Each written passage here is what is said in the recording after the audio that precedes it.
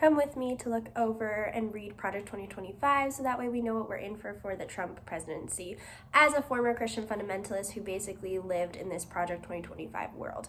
So this is the section after we talked about all the promises in Project 2025. If you haven't seen those, you can go to my other videos on my page. And this next one is entitled Taking the Reins of Government. So in here, they start out by saying that there are two forces at play in America, only two. One is the woke revolutionaries who believe America is systemically racist and not worth celebrating, and the other ones who believes in America's histories, heroes, principles, and promise. So this is really common in Christian fundamentalism and in cults of this black and white thinking, and they are always saying the other side is terrible, 100% evil, we are the only good ones. And you can really hear this rhetoric. It's honestly terrifying how skewed and biased and vitriolic this thing is. I do not love Project 2025 authors, but I am not going to say the problem with America is every single Republican in the US.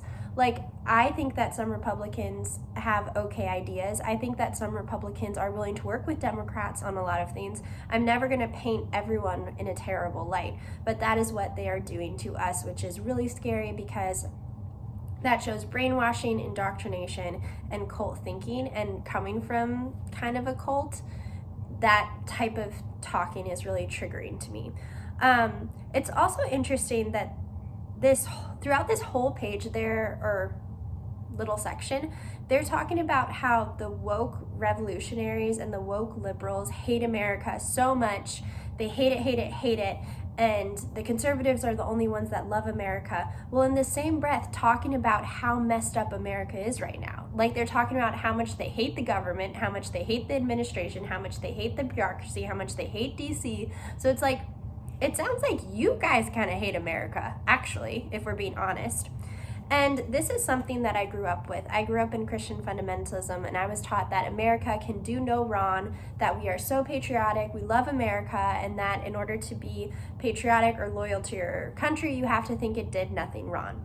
That sounds culty because it is. Now, being an informed Democrat liberal voter, I can still value what America was founded on, some of those principles, even though they were really hypocritical to large groups of people. I can say, yeah, it's badass to move on from England.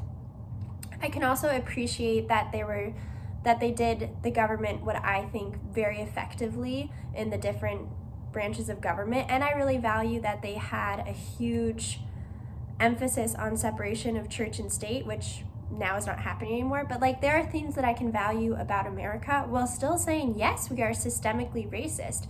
And I think it is more loving to your country to admit the flaws so you can work on it versus just denying that they're there. It's kind of like if you're in a personal relationship or as a person. You can't grow as a person unless you're self-aware of what your faults are. And just because you're self-aware and working on yourself doesn't mean that you hate yourself. It means you love yourself more because you think you have a higher capacity to be a better person.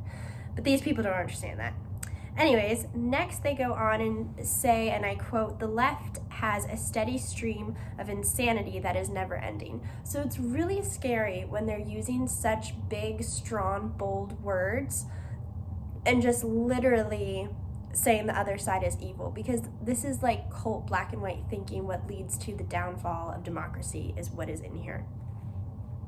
They then say that the federal bureaucracy has a mind of its own and that the bureaucracy is not made for the people or by the people, even though it literally is, because we elect officials who put these bureaucracies in place. But whatever.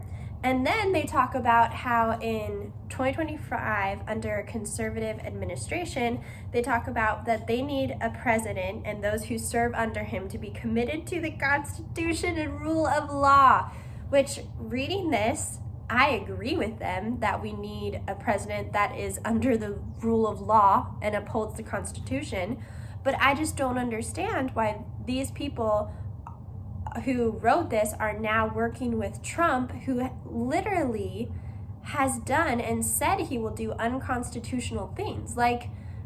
they're saying in here that they want someone who upholds the Constitution, and yet they're like, this Trump guy looks fine. Like, I don't understand it, because he's not going to uphold the Constitution. He literally said for mass deportations, he's going to use the military. And that's just one thing he said. He said a million things that are unconstitutional.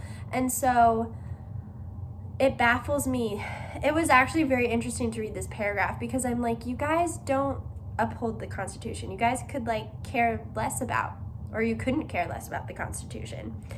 And then they end out this section by saying, and in quotes, if a conservative administration won't respect the Constitution, nobody will. And it's like, excuse me, you conservatives are the ones who have been not listening or following the Constitution. January 6th much? Like, what is that? But I can kind of explain where this thinking comes from, because I was raised with it.